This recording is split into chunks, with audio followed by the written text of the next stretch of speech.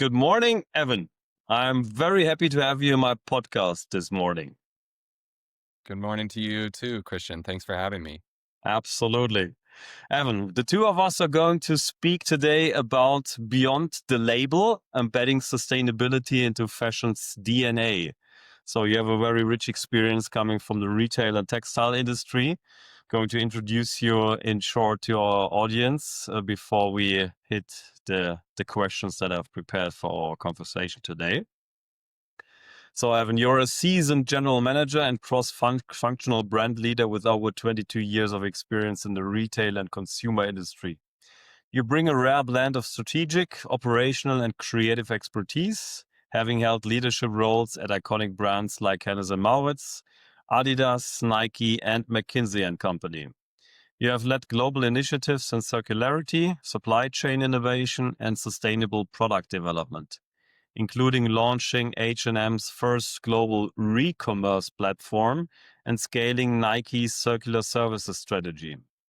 Currently, you serve as a senior advisor at Systemic and advise the CEO and board of Rehubs, where you're helping shape industry-wide circularity goals and infrastructure. Evan, we're currently seeing sustainability shift from innovation and potential to real value and trade-offs. What does this new phase mean for fashion and retail brands? That's a good place to start, Christian, because I do believe we are in a new phase. I mean, sustainability is always changing and it's very dynamic. It's one of the things I enjoy most about having a career in it is we don't always know what's around the next corner. But in my almost 15 years working fully in sustainability, I've seen it go through quite an evolution. When I started in the space, I would say it was really at the peak of the innovation side, moving out of compliance and the CSR frameworks, which were really important, right? Because this is when brands, particularly in the apparel, fashion, retail industry, started to take more ownership and responsibility for the broader impact and supply chain. But there was also a unique moment where sustainability became about driving new innovation and growth. And we saw this rapid, I would say, increase of its attention as a strategic priority in the industry, a lot more media coverage, just a lot more general interest and other professionals who maybe hadn't considered sustainability work before getting excited about it. And I would say probably that peaked, somewhere between 5 and 8 years ago. But the hard work was still kind of underneath that. And even though as we've dipped down into this, this trough a bit where the excitement is gone, the buzz is gone, companies are realizing they can't just put out ambitious goals anymore or pilots or commitments. It's much more about the roll up the sleeves and do the hard work. Yeah.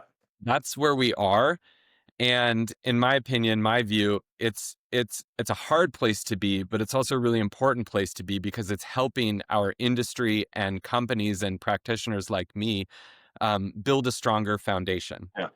A foundation that's really, and we'll go more into it, but it's focused on fewer priorities, fewer targets and goals, better alignment with uh, business priorities, business cases around key initiatives, um, focus on infrastructure. So things around better data, how Mhm. we, as a brand, you engage with the supply chain. So these are all, and then of course, on the policy side, better understanding of both the risks from not having a really robust compliance strategy to actually brands now wanting to have a voice and a seat at the table in shaping this legislation. So I think, though, while that we're in this kind of dip in terms of its, um, um,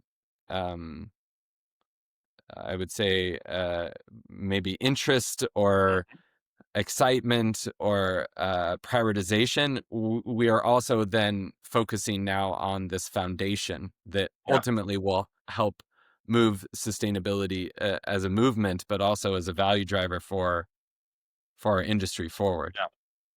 Excellent.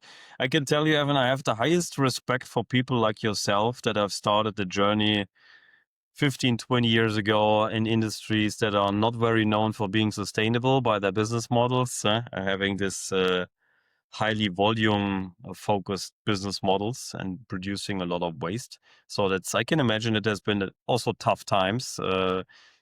Fighting against internal resistance, breaking up habits of people. So that's something where I can really relate to.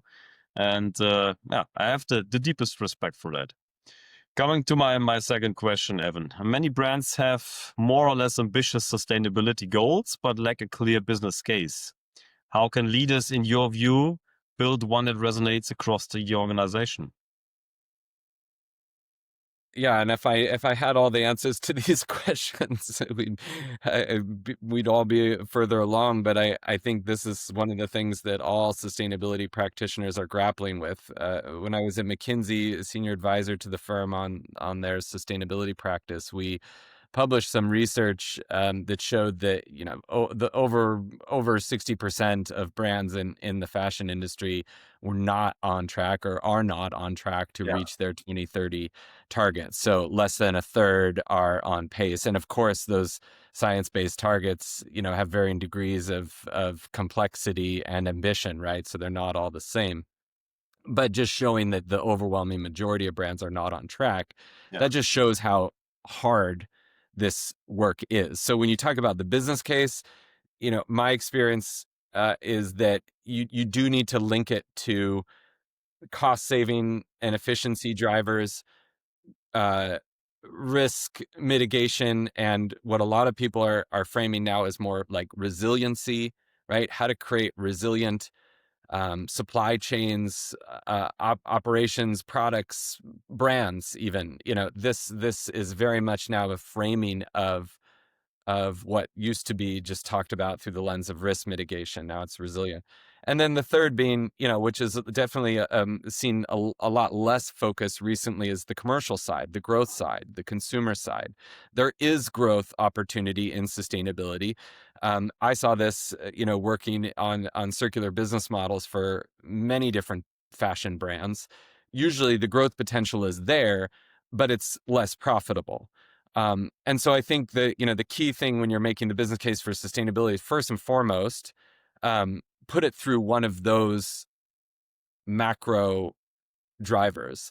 The yeah, second thing I would say is we fundamentally, I believe, need to move away from this idea of you have to make the business case for sustainability, right? Because that keeps it, or a sustainability initiative, that keeps the work in silos. yeah. And what I would like to see is us shifting more to making the case for sustainable business. Hmm. So sustainability that is then on the same playing field as a company's growth strategy or their profitability levers. Yeah. That's when I see a huge unlock, and brands that I work with that do this um, start to see the business case really become integrated. Hmm. And that doesn't mean then that sustainability will always be prioritized, or sustainability initiatives.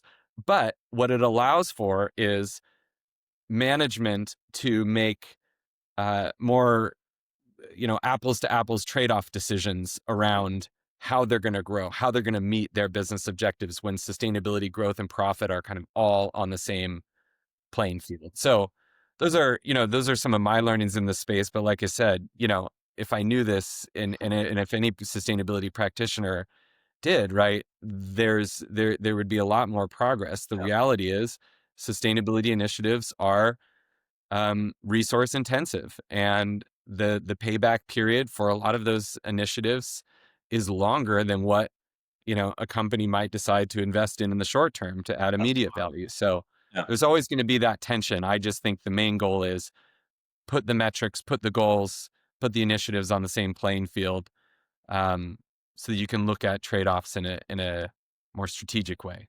I absolutely hear you, Evan, and this is totally understandable. This is also why we have this view often that medium-sized companies, maybe family or owner-run, have a better um, basis for becoming really sustainable because they're Mm.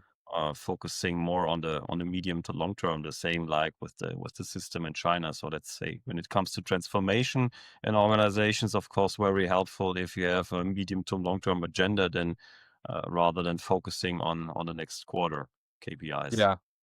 Yeah, I mean, and if you're, within a company and that still kind of looks sustainability as a, as a standalone strategy, that's okay too, right? Yeah. You can, I worked with a lot of brands, with my colleagues at McKinsey, where we'd go in and build a decarbonization roadmap that Mhm. looked at, individual levers that they could pull and really just quantifying both the impact from a carbon reduction standpoint and a cost, or if there was any sort of value from a growth perspective to be added as part of those initiatives. So just having a comprehensive roadmap that's truly quantifiable in terms of its contribution towards a specific sustainability goal. In the case of decarbonization, that's really common. Yeah. And you can clearly show how much it's going to cost, right? And stack all those levers up to against each other. I think that is still, really valuable work to be done.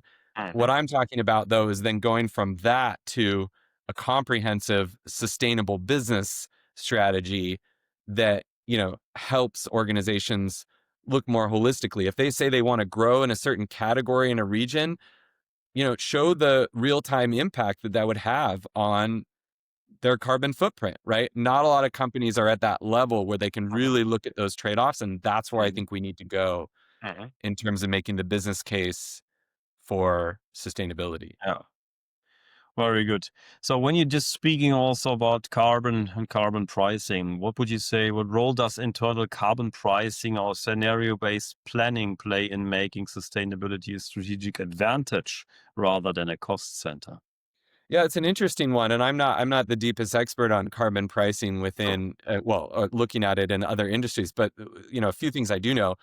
It is more common in other industries than it is in fashion and retail, as a core metric, Mhm. right? And I think there should be more attention on this within the fashion industry and more brands utilizing even for their own internal allocation of um, resourcing and as a metric, as a way to quantify in business terms the impact that their decisions have, right? So that's the most valuable use, I think, of carbon price in, the brand or the fashion brand context is, that it really can be a good tool to quantify the impact that your decisions make in real time, not Yeah. just reactively looking at your footprint, right? So I think that can also to start to incentivize and change um, ways of working, behaviors within a company. So if you're using that as a tool, for example, to look at design decisions, sourcing decisions, manufacturing decisions in terms of country or actual supplier, that's where I think it can add a lot of value real time in helping brands um, make decisions that at least account for the cost of carbon. Yeah. Yeah. It can also, I've seen it be used as an effective tool for allocating funds then to initiatives that take the savings right from their internal price on and cost of carbon and then invest that back into sustainability programs. So it can also be used as a funding vehicle. So there's many different ways for it to be used. Overall, I think it should just be used more in our industry than it is today within brands. Excellent. What would help, in your view, to embed sustainability into decision-making structures? I mean, you mentioned this point also before, that it's not a separate thing to look at, but rather to embed it into the organizational strategy so that it's not just a side project, but part of how the business runs. Yeah, and this I've spent a lot of time working on the kind of the integration side of sustainability. I find it really fascinating because there's many different levers that you can pull to do this. Yeah. First and foremost, like I was referencing, put sustainability on the same playing field as growth and profit. It needs to be. Really encourage management to have one holistic plan that includes sustainability, not a business plan, and a sustainability plan. Yeah. And once you have that, play around with the scenarios, right? Don't just assume that the growth um, recommendations from areas, colleagues around the business are must-haves, right? Challenge those. I had a client where, we had discussions that were, well, we could hit the company's decarbonization goal tomorrow if we cut unit production in half. That's Mm-hmm. not going to happen, but it's really Mm-hmm. important to kind of build these scenarios and allow your organization, your leaders to play with them, Yeah. that allows them just to grasp those trade-offs of a holistic scenario. So that's the first thing. The second thing, and this is, where brands I think are making a lot of progress, is that sustainability is just really embedded into the governance, incentive structures, the accountability. Still a lot of work to be done there. You are seeing some brands tie their performance, their sustainability performance, to executive compensation, to employee compensation.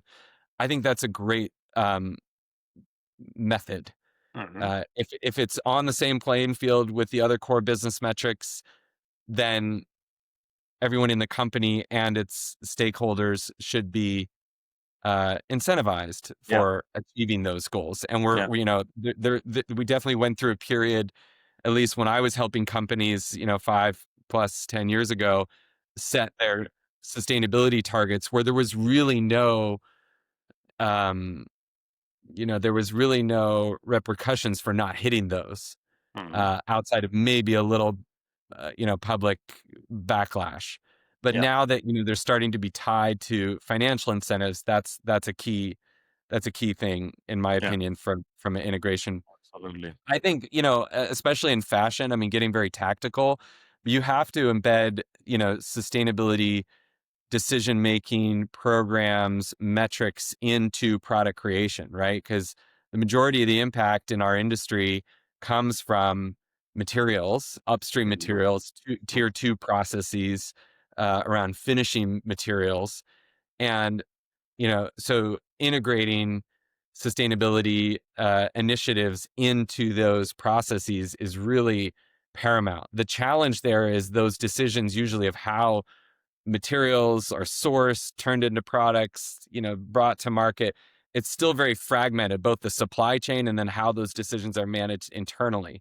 Um, Great example is, the impact might be realized within a tier two supplier, but the decision is made, by design, development, sourcing teams, right? And so manufacturing often is held accountable for Mm-hmm. those impacts, but they're not the ones making the decision. So, Okay. I see a lot of brands that are really making progress on the integration side, invest heavily in their work in, materials design, development, sourcing, and finding Yeah. better ways to break down silos within their own company and then also within their supply chain. Yeah. I think the fourth thing that I'll highlight is, um, on, the reporting side, this, has been, this exercise has evolved greatly in the last few years. And you started Mm-hmm. seeing, reports kind of issued every couple of years, now yearly. And now kind of there's a trend of reports that are becoming more integrated into, quarterly financial shareholder meetings, discussions there. I just want to again see that the right metrics are being compared when reports come out. So I was listening to a shareholder report from a major retail brand the other day, and they were talking about how their growth and their market expansion, all the traditional financial metrics.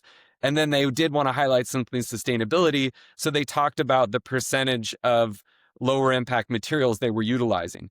Mm-hmm. Great, but it's not comparable to what they were reporting on the Yeah. financial side. So Yeah. I think there needs to be more work done there, but it's great that brands are just starting to integrate the reporting of their sustainability progress into, their financial reporting Yeah. and rhythms.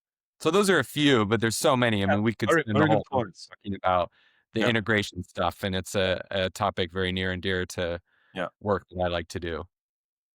You raised a topic that I want to dive in with the next question a bit deeper. This is, I mean, sustainability teams are usually pretty small. So what you always need is people from other departments in the organization to work with you, to support you on this way, and maybe even to distribute ownership. So from Hmm. your experience, what are some effective ways to distribute ownership of sustainability across functions like you just mentioned, design, like sourcing, marketing, maybe also finance? I think finance is also one of the important things that can be included into bringing results. Yeah, I mean, I mean, my biggest learning here is, accountability and ownership need to go hand in hand. And Yeah. the example I was giving previously of where decisions are made versus where the impact happens, that's an opportunity to improve because, if a certain function owns the target, then it really should be the function that then gets the resourcing to address it, that is fully accountable for that. And so, often I see brands and how they set their targets and then they hold different areas of the business accountable, not aligning that, right? So, Mhm. yeah, the accountability and the ownership and the resourcing aren't aligned. The second thing that, I see a lot of is just way too much complexity in how targets are set, managed, delivered, right? And, I've worked with many brands and helping them simplify their targets, have really, laser focus on a few key metrics, goals, and ensuring that how those translate into the accountability and ownership within key areas is just really, it all should ladder up very clearly and easily. Yeah. The reality is the work itself can be messy and very cross-functional, but in terms of how it's owned and distributed and accountable, that's where, there's still a lot of improvement to be made Mhm. generally. It's tricky though, because most organizations that work in our industry are kind of what we call like matrixed in their setup. So they don't, they're done that way to create some natural overlap of responsibility, to create some tension where you might have, for example, someone that sits in a region that has overlapping mandate with someone that sits in a global role. That's okay because it Yeah. helps create kind of some healthy tension and discussion. But when it comes to sustainability initiatives, that clarity of ownership, accountability, resourcing is I think just paramount to seeing Mhm. progress. So Mhm. that's something I've seen Mhm. some do better than others. Can totally imagine and relate to that. What we are seeing also over the last years are more and more circular models like resale and repair. So they're gaining traction. But from especially also the experience that you have with re-up and in your previous roles, how can brands, in your view, scale these models without probably compromising profitability or brand identity? The reason why I'm saying is probably is that maybe it might be to some extent necessary to reduce profitability expectations a little bit in order to build up a new system, a new way of introducing maybe a revenue stream. Yeah, and circularity, level set on some definitions. It's there's the resource utilization or the how to reduce waste within the supply chain. So that could be process driven manufacture. There's all sorts of areas of waste and inefficiency. One of the ones that I don't think is talked up enough about in the fashion industry is just the overproduction, right? Just Yeah, matching supply and demand. It's complex.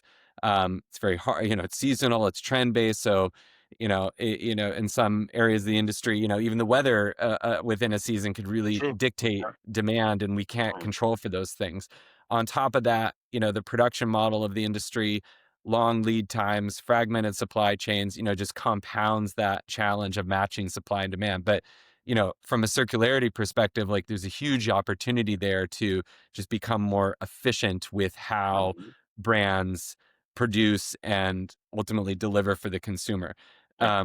That's one part of it. The second is the actual like utilization of products once they're produced and made. I spent a lot of time working on this at H&M where we were testing, and Nike testing and scaling new business models, services that essentially increase utilization of product or Mhm. helped consumers and the brands find better ways to get rid of that product after it had been used or couldn't be Yeah. sold, right? So there's that side of circularity, and then there's a lot, like for example, what I'm doing with Rehubs, a great Mhm. organization that's trying to be a convener of textile circularity in Europe, is more on then the recycling and then the production of new fibers or textile to textile fibers. You could also argue that downcycling or textiles into other materials is still part of this overall circular ecosystem, and it is. But you have to kind of look at these different areas of circularity to really unpack where there's value. To your point, on the growth side, a lot of that can come through new business models. And H&M, my work there, a lot of it was focused on testing and scaling these new business models.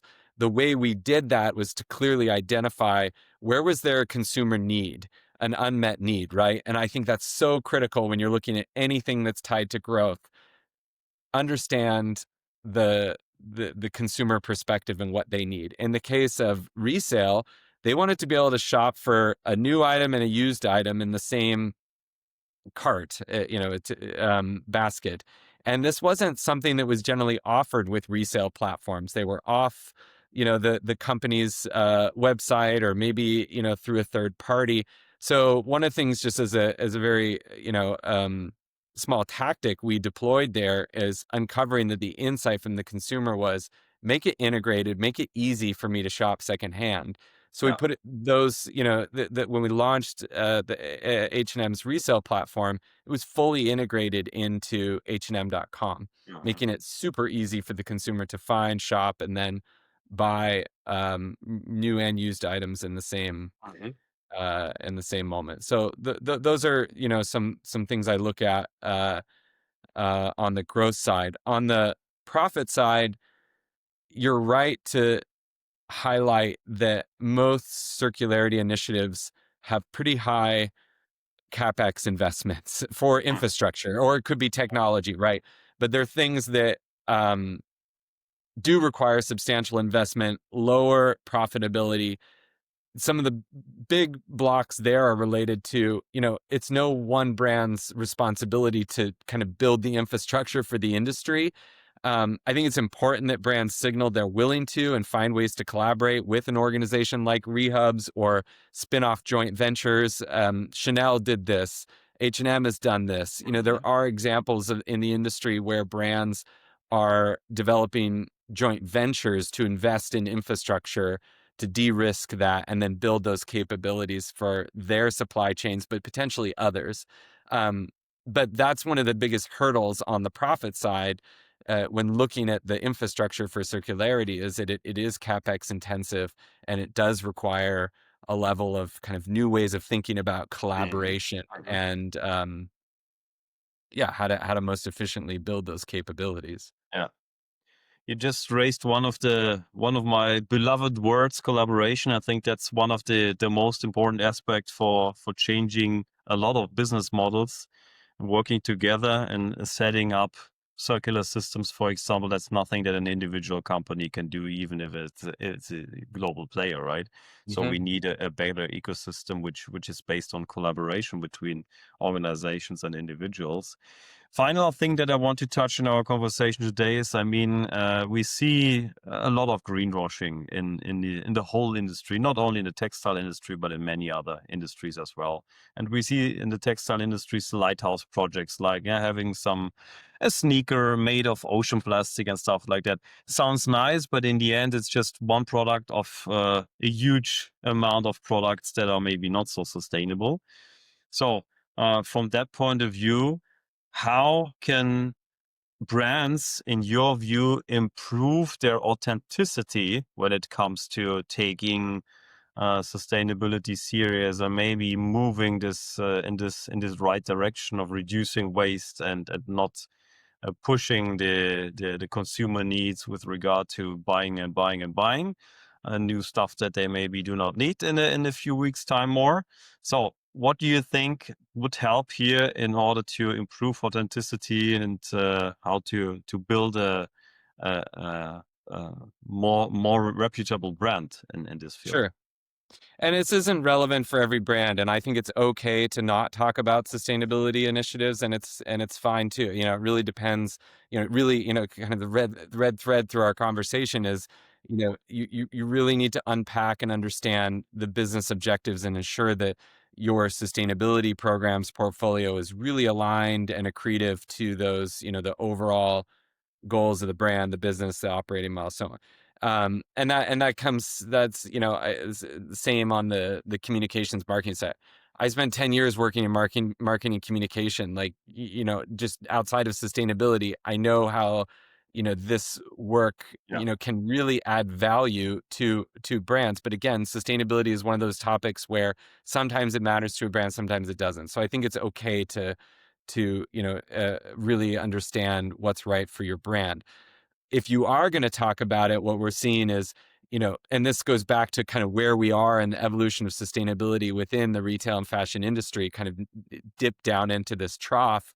But it's given us opportunity to build a better foundation. One of those foundational elements is better data, traceability, transparency within the supply chain, right? So if you are going to talk about what you're doing, you have to have the right and the best data Yeah. that can be validated to substantiate the claims you're making. And so you definitely have seen, brands kind of step back from how they're talking about sustainability because they know that they need to have that better data foundation. Um, and to then be able to verify it, that it's verified by third parties or software platforms that can go in and understand, what it is that you're actually claiming. And another part of that is on the material side, right? Like if you're buying organic cotton, you need to make sure that it is organic cotton. And there's still a lot of ways to go to increase material traceability, product level traceability. So I'm a huge fan of brands that are just working to build that better data infrastructure to Mhm. increase both the transparency within their supply chain and then the traceability of their products and Yeah. materials and have that, verifiable.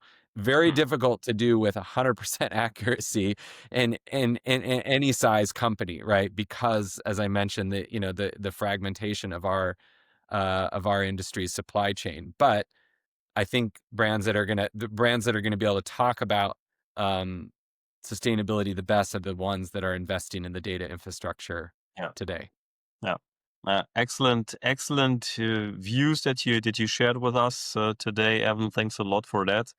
So I think what we can take out of that conversation again is, yes, there is complexity. It's not an easy one.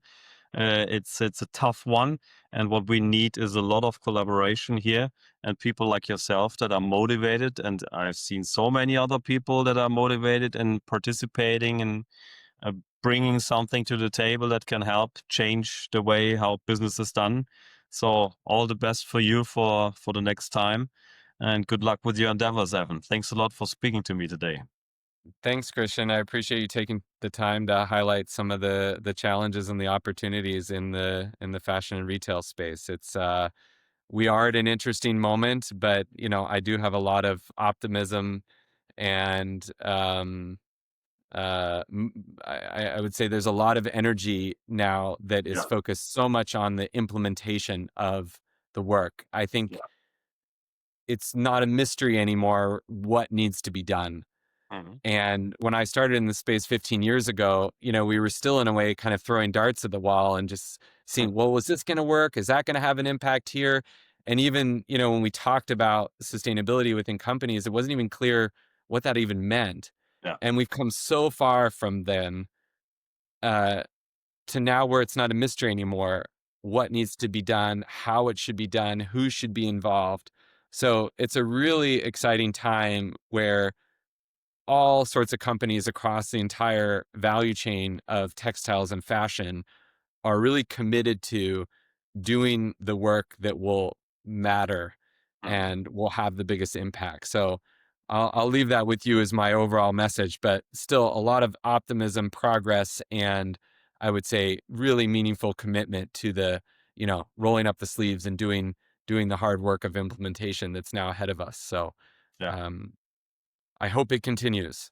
absolutely. So let's leave that as the final words. Hope, one thing that we all need, and we'll work on this together and see that we can bring something forward. Absolutely. Thanks a lot, Evan. Take care. Okay. Thank you. Bye See you bye. soon. Bye.